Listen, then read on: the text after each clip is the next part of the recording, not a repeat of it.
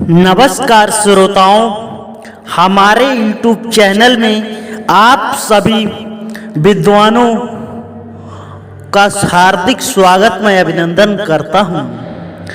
आज मैं आपको एक बहुत ही ज्ञानवर्धक कहानी सुनाने जा रहा हूं। ध्यान से सुनिए, वीडियो के अंत तक बने रहिए।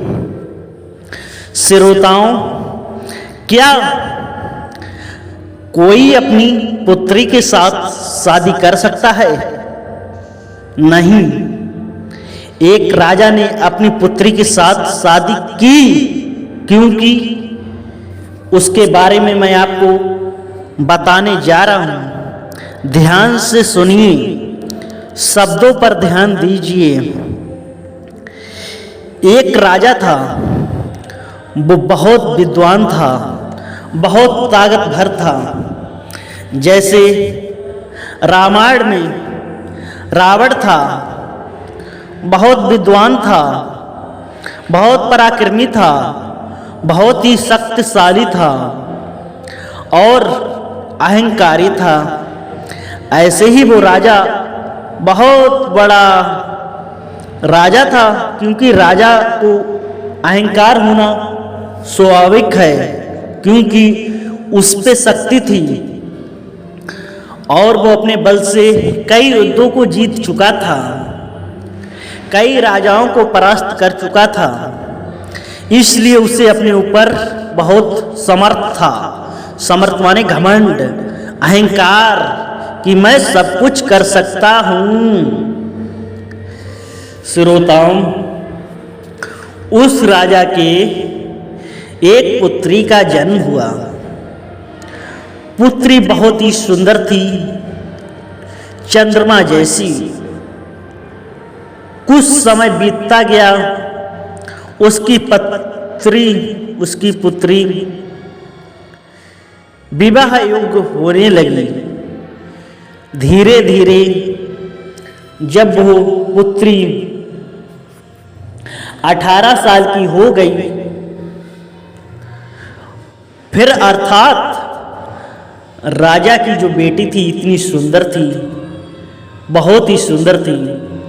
राजा ने सोचा, क्योंकि राजा तो घमंड था, उसने सोचा क्यों ना मैं अपनी पुत्री का विवाह किसी दूसरे के साथ करूंगा, इसलिए मैं अपने ही साथ कर लूंगा।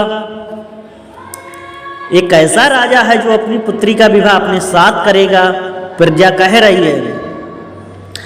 राजा की रानी उसे बार बार समझा रही हैं, मगर राजा नहीं मान रहा है।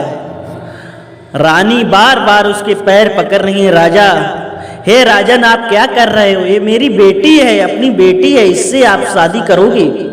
क्योंकि अहंकारी राजा था, उससे तपोबल पे वो सोचता था मैंने सबको परास्त कर दिया है, मैं समर्थ हूँ, मैं सब कुछ कर सकता हूँ। क्योंकि राजा बहुत ही घमंडी होते हैं, उनकी बुद्धि घास चरने चली जाती है, अहंकार हो जाता है, घमंड हो जाता है, जैसे रावण को घमंड हुआ था। उसी प्रकार राजा ने कहा मैं अपनी पुत्री के साथ विवाह करूंगा।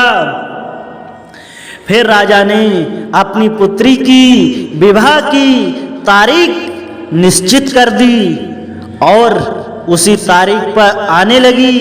जब वो तारीख आ गई, मगर राजा की रानी बहुत ही पूजा पाठ करती थी, भगवान को मानती थी, ईश्वर को मानती थी, परमात्मा को मानती थी। जब उसने ईश्वर का ध्यान दिया कि हे परमपिता परमेश्वर, अब क्या होगा? अब तो मेरी लाज आपके हाथ होगी, आपके हाथ है भगवान।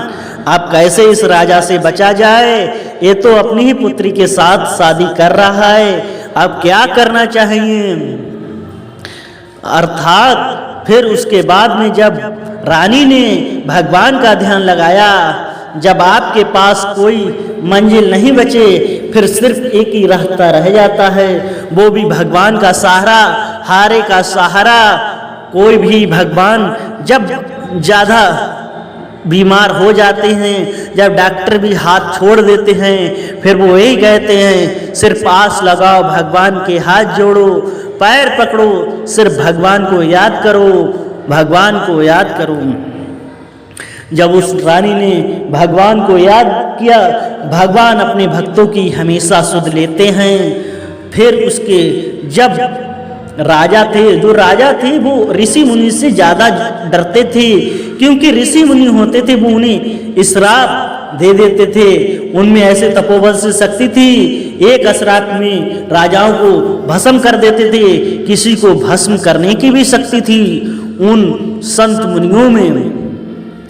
फिर भगवान जब एक ऋषि मुनि का भेष बना के उसी राजा के पास आए, राजा के दरबार में गेट पे खड़े हो गए, क्योंकि राजा था वो अहंकारी था और वो संतों से बहुत ही डरता था कि संत श्राप दे देते थे।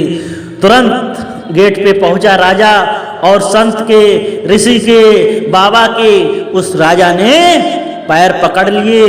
जब पैर पकड़ लिए और क्षमा याचना मांगने लगा, फिर बोले, जो ऋषि मुनि थे बोले, हे राजन, मैं आपके साथ भोजन करना चाह रहा हूँ। राजा बोला, मेरे सौभाग्य हैं जो आप मेरे साथ भोजन करना चाह रहे हो। तो फिर उसके बाद में भोजन की तैयारी हुई, 36 प्रकार का व्यंजन बना।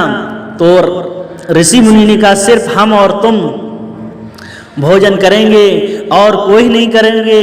राजा ने पहले ही, बाबा ने कहा था ऋषि मुनि एक ऐसी तैयारी है, क्या यज्ञ का प्रवचन चल रहा है या आपके पुत्र की शादी है? राजा ने कहा मेरी एक पुत्री है, मैं अपनी पुत्री से विवाह करूंगा।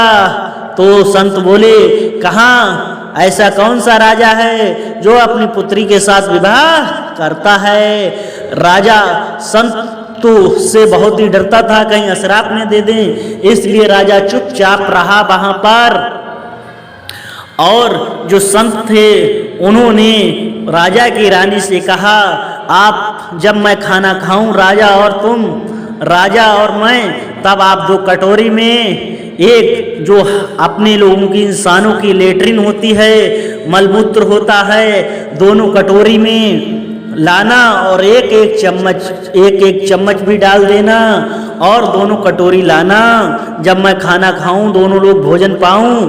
उसी समय राजा से कहा ऋषि मुनि ने, हम अपने लोग चलो भोजन कर रहे हैं, तो उससे पहले आपके दरबार में जितने मंत्री हूँ और आपके राज पुरोहित हूँ, गुरु हूँ, सारे लोगों को बुला लाओ और इन्हें बैठा लो, रानी को भी बुला लाओ।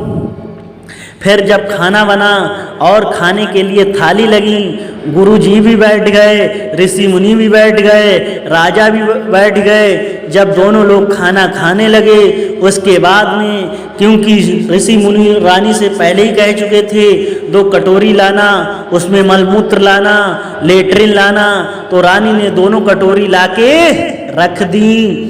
जब दोनों कटोरी को लाके रख दी, राजा बोला रानी से, ये क्या है? तो राजा क्रोधित हुआ। तो ऋषि मुनि बोले, वो तो भगवान थे, अंतर्यामी थे, चमत्कारी थे।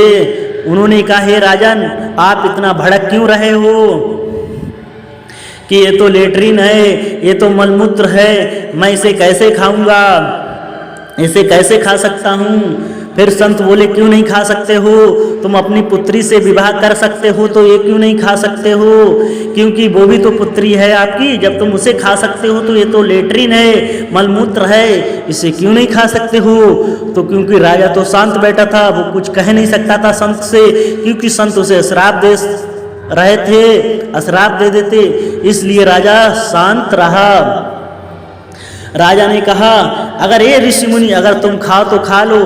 तो ऋषि मुनि बोले, मैं चमत्कारी हूँ, मैं तो इसे खा जाऊंगा, क्योंकि मुझ पे अहंकार नहीं है। तो वो भगवान थे, उन्होंने अपना रूप सुअर का बनाया। जब सुअर का बनाया, क्योंकि जो सुअर होता है वही मलमूत्र लेटरिन खाता है, तुरंत उन्होंने दोनों कटोरी से सुअर का रूप लेकर दोनों कटोरी को साफ कर दिया।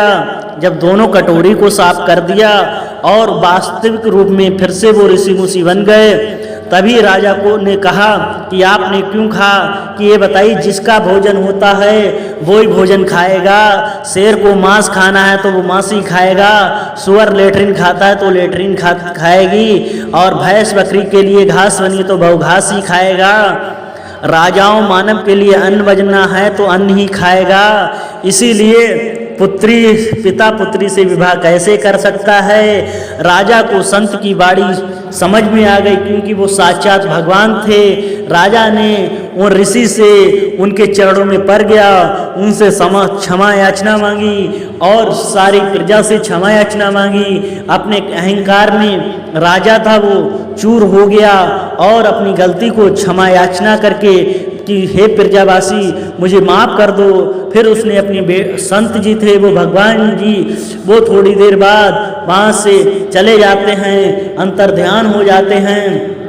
फिर राजा ने अपनी बेटी के लिए एक अच्छा सा राजकुमार छोड़ देखा, उसका विवाह कर दिया। विवाह करने के बाद लड़की बेटी अपने ससुराल चली गई और राजा अपनी प्रजा को चलाने लगा, उसका अहंकार दूर कर दिया। सबसे बड़ा कौन होता है, इंसान या भगवान? क्योंकि सबसे बड़ा भगवान है। इस कहानी से हमें बहुत शिक्षा मिलती है। हमें अपने ऊपर कभी घमंड नहीं करना चाहिए और दूसरों की सेवा करनी चाहिए। हमें अपने मन में कभी गलत विचार नहीं आना चाहिए। आपको हमारे चैनल पर प्रतिदिन एक से बढ़कर एक कहानी मिलेगी। अगर आपको ये मेरी कहानी थोड़ी सी भी अच्छी लगी हो तो प्लीज़ आप लोगों से निवेदन है, मेरे चैनल पर नए मेहमान बन के आए हों तो चैनल को सब्सक्राइब जरूर करें दें। जय हिंद, वंदे मातरम।